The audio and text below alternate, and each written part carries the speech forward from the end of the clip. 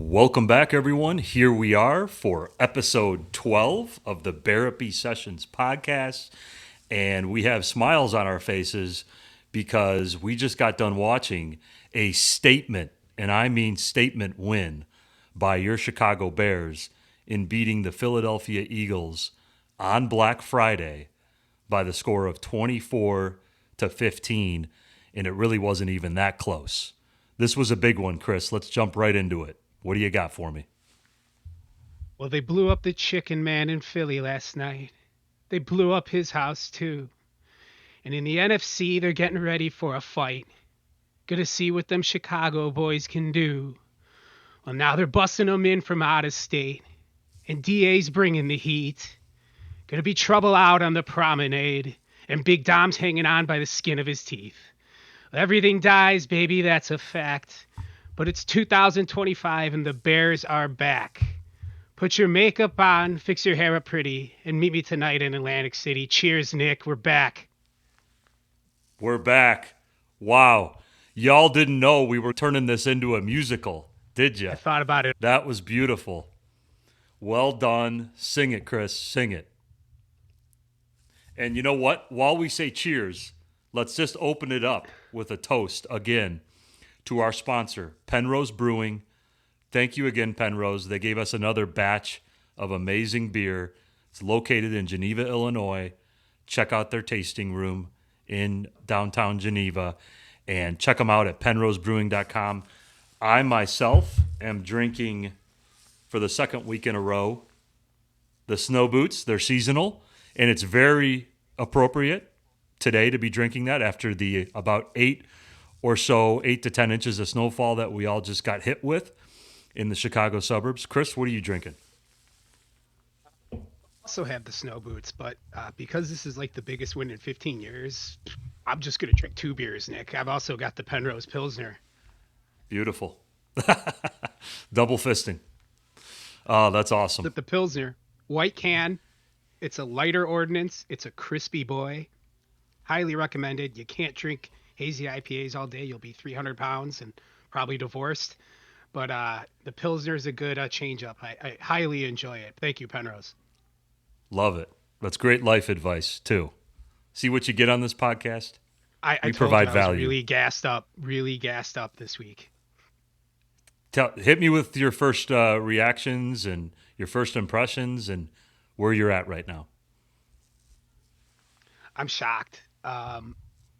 Things Yep. happen in the NFL so quickly, and you can forget that sometimes because it could feel like you're so far away. 1 year ago this weekend, Nick, literally today, is when they fired Matt Eberflus.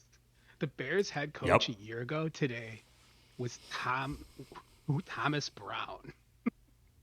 It's crazy.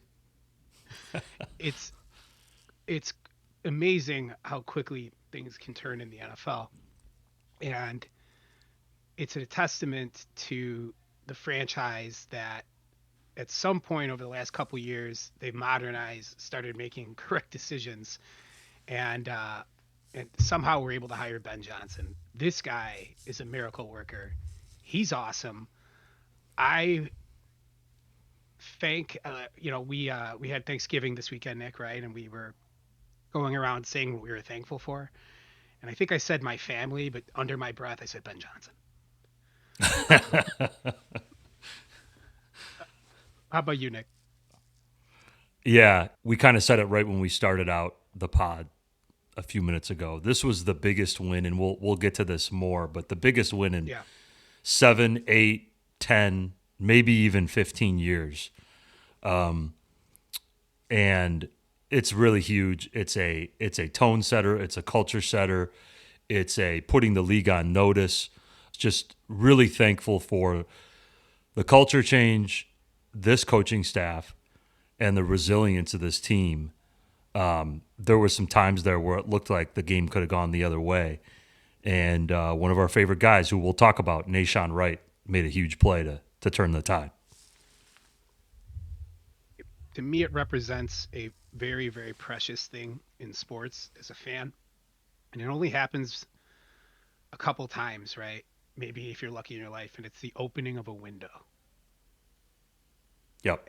As of today, the Bears have a window open here to compete for a championship that hasn't happened in 7 years and really has only happened once in the last 15 years. And what I mean by that is they played the defending Super Bowl champions, first place in the NFC East, the 2 seed in the NFC, and they, Nick, get ready to cut this or bleep it, but they played 4 quarters of few football and took their soul. Yep. I'm stunned. This means that this team has no ceiling. The future is unlimited. The league is flat. There is nobody in the league this team cannot beat, and that is because of the identity on offense and the offensive line.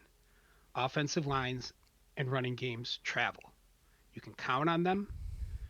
Passing games come and go, DBs, whatever.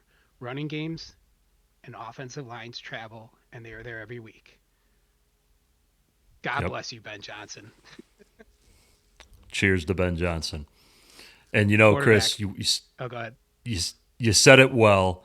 Is there's really no top dog right now in the NFL. You look around, there's no one dominant team. You arguably just knocked off the one that everyone was looking to as kind of the reigning dominant team. And the Bears went in there and knocked them off. So if you go into a room and you can't identify the dominant team, the dominant dog, or the alpha dog, you just might be the alpha dog. So who knows? Like you said, there is no ceiling, there is no limit, and let's get right into our breakdown. Quarterbacks. So, my thoughts on Caleb. This isn't, I said it a couple weeks, but this isn't how I envisioned it because Caleb was this crazy, wide open spread quarterback. And him being weaponized in this version of, I mean, essentially like the run and shoot or like the Air Coryell offense rocks. He's making plays when they need to. He's hit 20 miles an hour again on a run. He has, I think, the fourth most of any player in the league. Like he may be the fastest quarterback in the NFL right now. And that's actually also really helping your run game because it pins the backside defensive ends. They can't crash on handoffs because of the fear of a keep. So that opens up cutback lanes, which you frequently see the running backs utilizing. Something that's really interesting about Caleb, it manifested itself in Green Bay last year in the last game.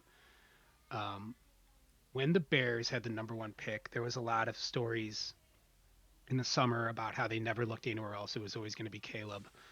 Um, Caleb has arguably a top 2 or 3 arms in the NFL right now.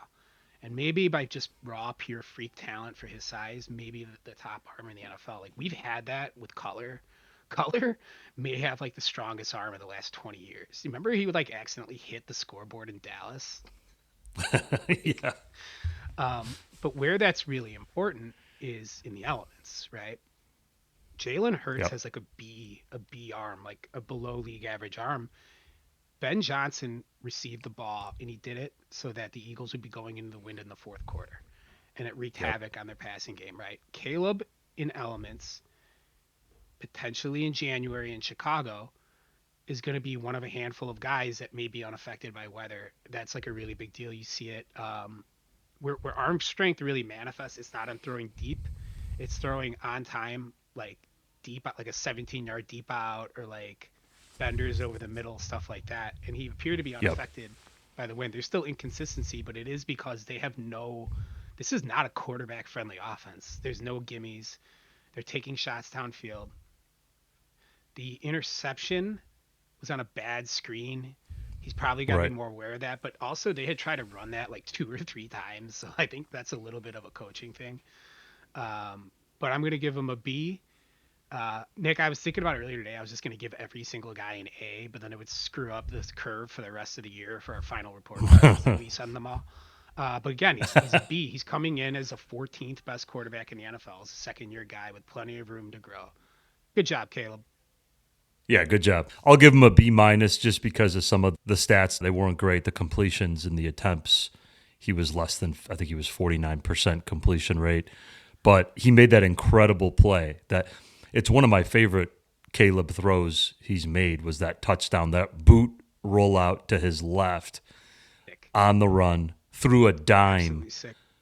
over the shoulder to Cole Kmet for really what ended up being kind of the nail in the coffin. Yep, he struck that pose. I texted you, and that throw that it was very reminiscent in 2007, week 2 or 3, when the Bears beat the Packers in Lambeau. Very similar to throw to Des Clark. And on that day, I had beers with Cameron Diaz and Demi Moore in the parking lot of Lambeau Field. So I'll kind of always remember that. Nick, I have news for you, Nick. What's up? I have breaking news. Breaking The news. Breaking Chicago news. Bears are the 1 seed in the NFC. Whoa. Whoa. Cheers to that. Stop everything. Hey, Carolina, Cheers to thanks for that. the quarterback. Thanks for knocking off LA. We love you, Carolina. Oh, my goodness. That is huge news. As Chris said, breaking news. Bears, first place in the NFC. Wow. Nick, think about when we went to the first preseason game and we were kind of like just hoping that they would like be able to get like snaps off from under center and not have Yeah. pre-snap penalties. The road to the Super Bowl, as of right now, runs through Soldier Field. Insane. Insane. Hard to fathom. Just take a pause and another drink because Yep. it may never get better than this. Yep. Cheers. Oh, that is awesome. I'm glad the listeners got to share in that moment with us. Running backs. Absolutely. Running backs. I'll lead us off here. Running backs, what can you say? A plus plus plus. First time since 1985. Yes, 1985, that the Bears have had 2 100-yard rushers in a single game. And Chris, do you remember?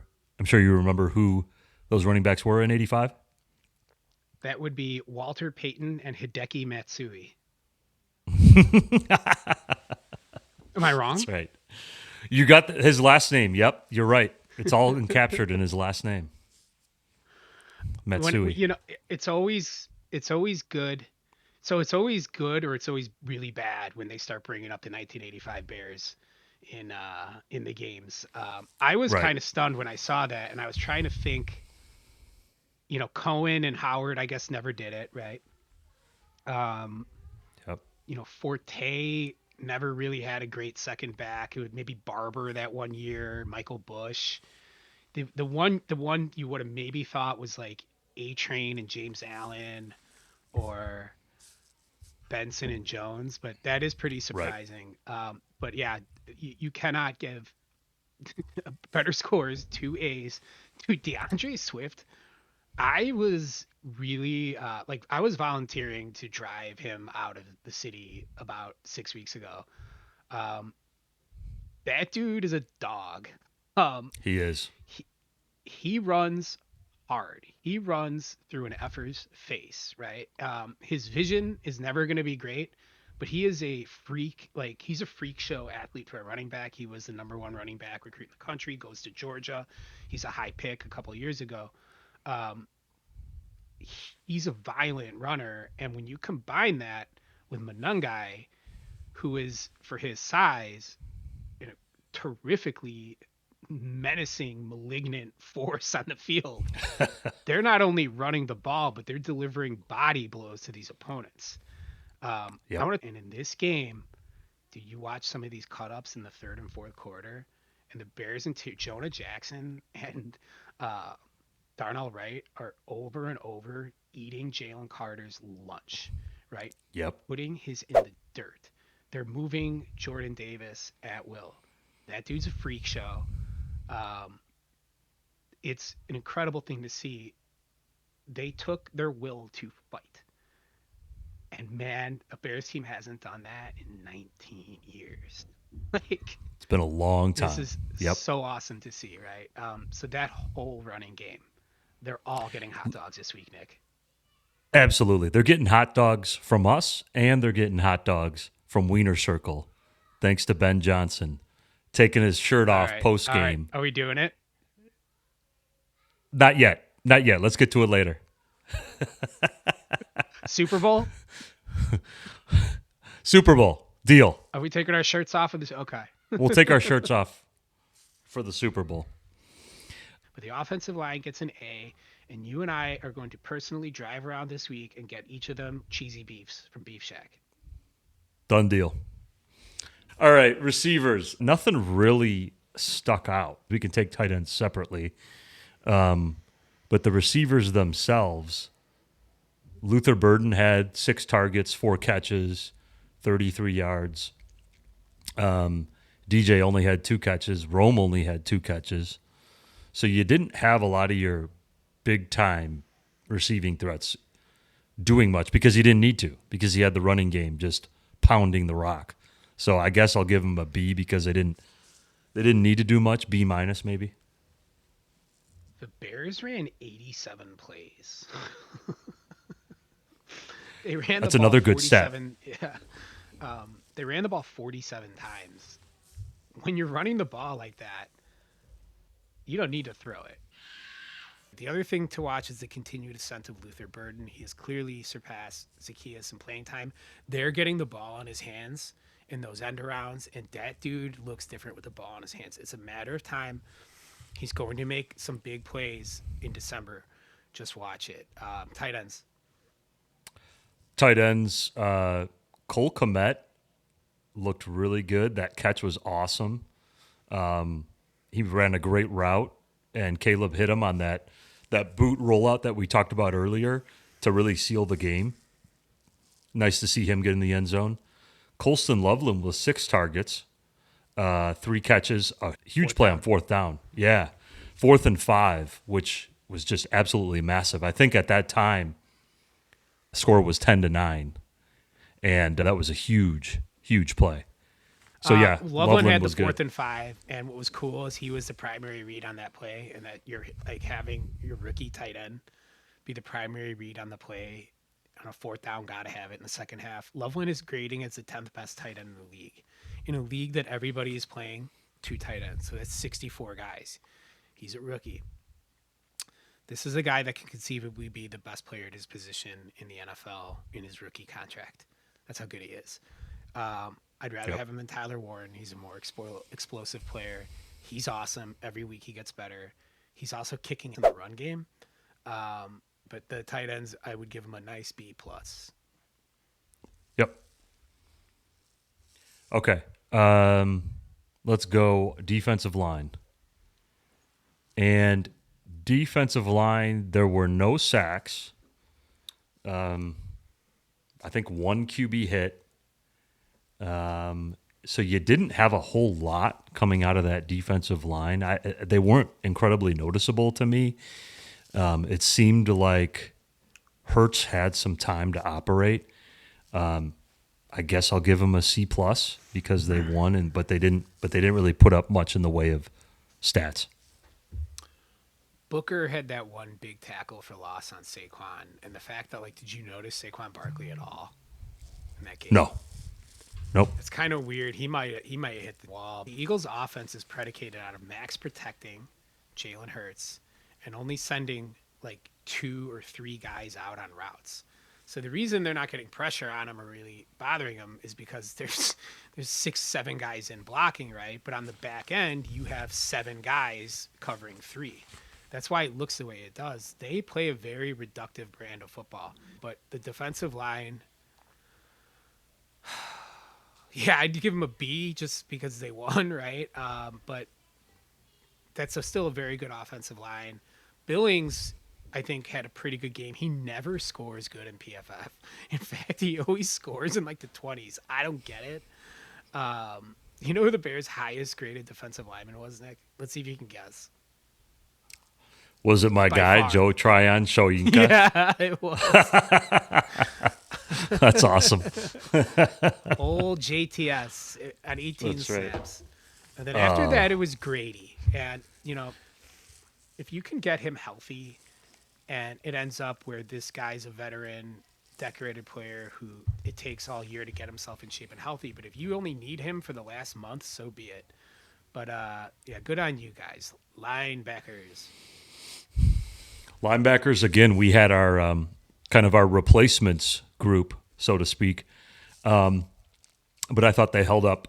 They held up fine. I mean, they, as Chris said, they contained, along with that defensive line, they contained the running game. They contained Saquon Barkley, which was a big way of stopping that Eagles offense. So you have DeMarco Jackson, friend of the podcast.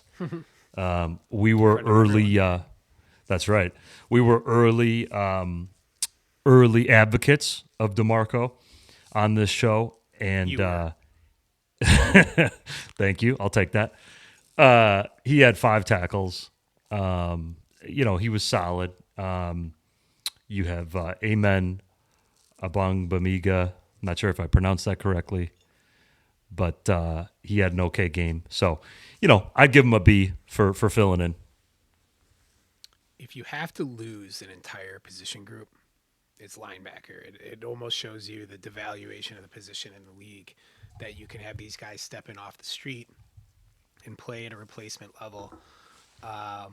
They were not exposed. They were never had their names called, which when you have all your backups in, that's good. Do we know when we're getting our guys back, like any of them? So I know that Tremaine has to miss 2 more games.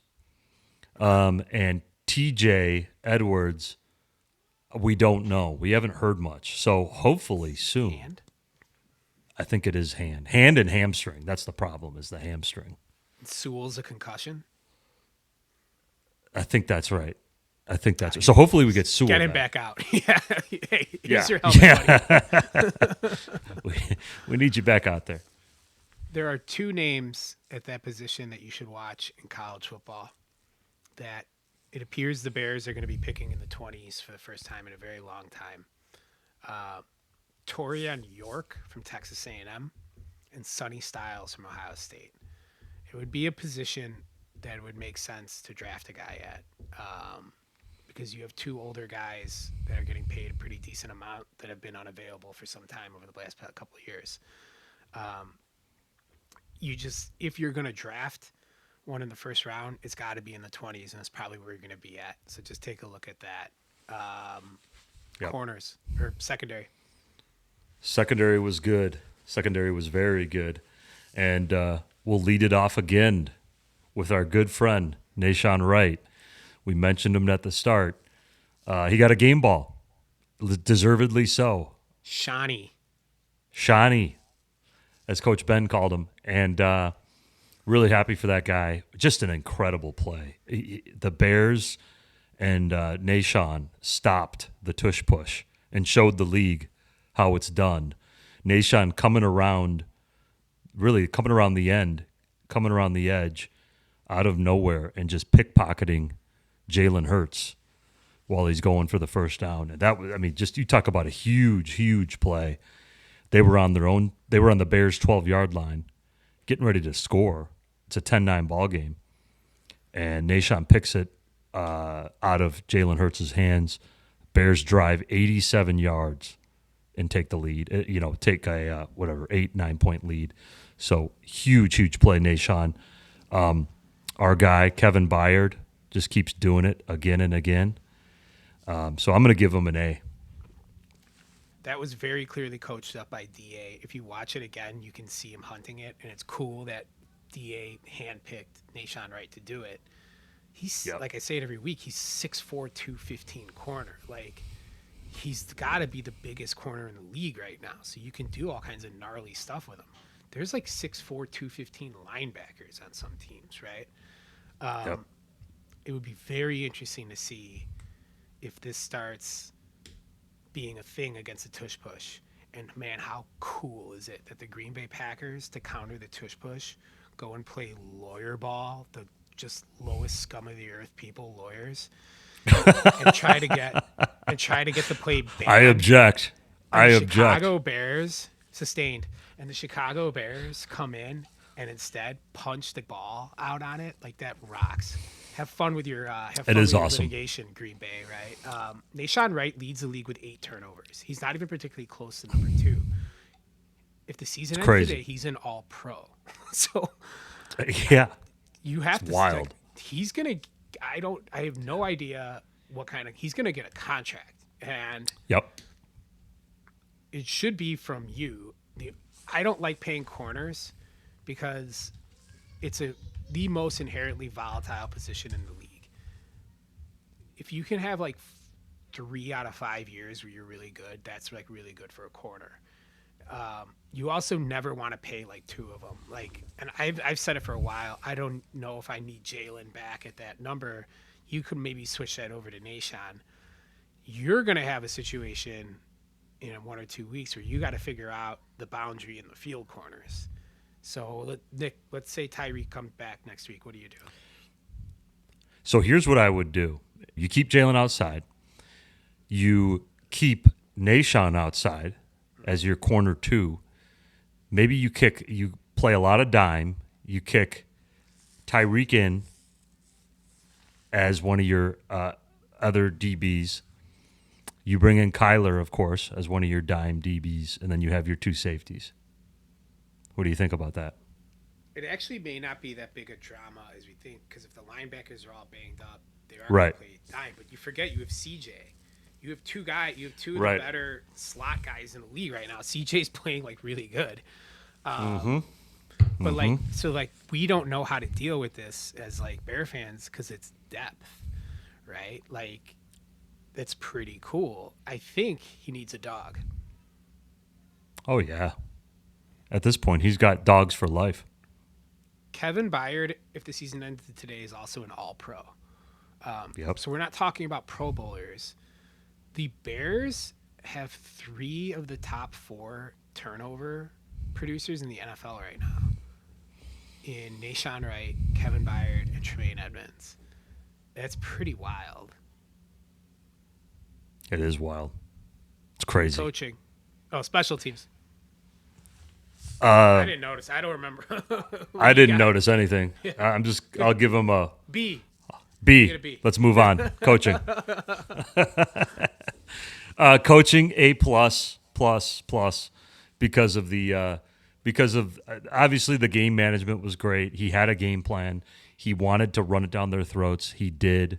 He, as Chris pointed out, he purposely took the ball because of he's playing the wind and he knew what the wind was going to be doing down the stretch in the fourth quarter.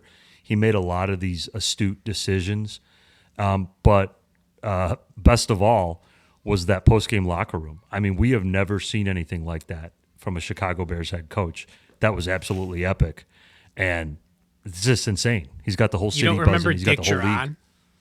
You don't remember Dick Duran ripping his shirt off? I missed that one. Ben, dude, a couple things. One, the clip of him talking about playing Madden and playing franchise mode and then realizing he was class of 2004. He's my age, your age.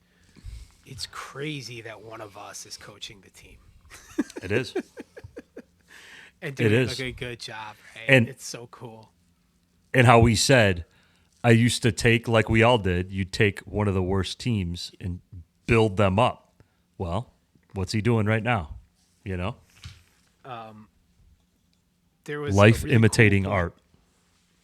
art. And I don't remember where I heard it or if it was on the broadcast or maybe on X, formerly known as Twitter. But the Lions have had this reputation the last 3 or 4 years of being this really, really physical, hard-nosed, difficult-to-play team, and everybody kind of thought that it was Dan Campbell. It's possible it was Ben Johnson, right? Nick, Yep. what happened when the Bears practiced the Dolphins in the summer? They whined and cried like babies that the Bears were being too tough on them. So like Nick and I are like we'll be like texting each other like updates. See Nick, that's why I got 2 beers for this one. Yeah, see, I need Yeah. a backup. Here. Nick and I are like following like camp reports, sending it to like each other, and we're in like high-powered business meetings, finding out that Theo Benedict's moved up to number 2 in the left tackle competition. But I remember that week, all of the beat writers had said like that before that practice, they had like the most physical practice they'd ever seen the Bears play or have, right? And Yep. that was like really interesting. And this dude has developed and brought with him and instilled a physical identity that hasn't been there in a really long time and it's been installed by the head coach. It rocks, and I cannot get enough of it. I'm so excited to see the next couple games. Nick, I'm usually terrified of Packer Week. I hate when we play the Packers, dude. I really hate it. Same here. Like I know so many Packer fans. I went to college in Green Bay. I used to hang out with Aaron Rodgers at bars, just fat pictures of me on Facebook with him. We got to give our listeners a sideshow where you give our listeners some of your stories from hanging out with Rodgers and the other Packer players. One time I saw Brett Favre smoke a cigarette outside the cafeteria at St. Norbert. Wow. What a bad guy. No, he bummed me. What a one. rebel. Yeah, dude. I worked in like Lambeau making hot dogs one time, right? Like That's awesome. I spent a lot of time there, and I've also seen like terrible Bear games up there. I've had like an entire beer thrown at me and stuff on a brand new Jay Cutler with a Captain Patch jersey I had on. I'm excited, man. How cool would it be? How cool would it be? It's going to be an awesome Just game. Yep. Run them over. I've been to probably 100 Bears games, and I think I've seen them beat every team in the league. And I've seen them play the Packers like 11 or 12 times. I've never seen them win in person. So, like, Really? Okay. yeah, never. Well, Not once. let's change Have that. you? In person, no. Yeah. In person, no. But I've been to a lot, but you've been to more than I. I've been in the parking lot of Lambeau tailgating. We used to go and we would tailgate just for the whole game. We would just show Yeah. up there, get a parking Right. pass, bring a TV, and a couple of those, but never in the stadium. Run it down their throats. Just run it down their throats. And you know what? Micah Parsons is a great pass rusher. His weak spot is run defense. Run It down their face. throats. Run it right through them. Yep. Every play. I'm curious Absolutely. to see what the weather here. Let's just live take a look here. Okay, so I would love to see snow. Wouldn't you love to just see snow and frigid cold? I believe it's going to be about 30 degrees. Maybe 28. yeah, dude, it's gonna be 21 degrees and snow. Ooh, is it calling for snow? Yeah. Oh, that's awesome. That's beautiful. So you're 9-3. You're the number 1 seed. 2 weeks ago, for the last like 3 or 4 weeks, I've been like fixated on the 7 seed, right? And to me, you needed 10 wins to guarantee that. You have 5 games left. You really want you really need to get to 11 wins. You want that, Yeah. right? Right. Right. That would be kind of not an average outcome, right? You know, going 3-2 over these gets you to 12-5, man. You have the Packers twice. You have Cleveland, the 49ers, and the Lions. So where do you find those 3 wins, Dick? You find at least one against the Packers. Split the Packers. You split the Packers. You get one from the Browns. 11. And I would love to get the one from the Lions at the end of the season. Just for Ben, for a little revenge. I do think you have a good chance against the 49ers, even in San Fran. But I'm gonna reserve that 3rd win to get to 12-5 against the Lions in the last game. What do you have? What do you think?